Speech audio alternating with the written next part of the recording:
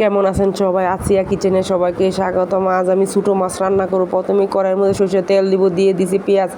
পেঁয়াজটা হালকা ভাজা হয়ে গেলে দিয়ে দিব পানি। এখন দিয়ে দেবো মরিচের গুঁড়া, হলুদের গুঁড়া, ধনিয়ার গুঁড়া, লবণ দিয়ে মশলাটা ভালোভাবে কষিয়ে নিব। মশলা কষানো হয়ে গেছে, এখন দিয়ে দিব পানি।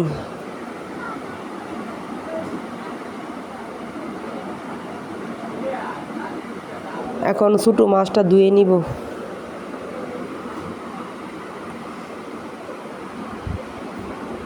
ছোটো মাছটা ভালো করে ধুয়ে নিব।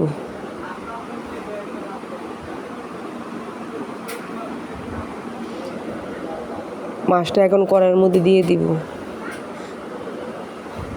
ছোটো মাছটা যদি আগে দিয়ে দিতাম তো ছোটো মাছটা ভেঙে যেত, তাই ঝোলের মধ্যে ছোটো মাছটা দিয়ে দিয়েছি।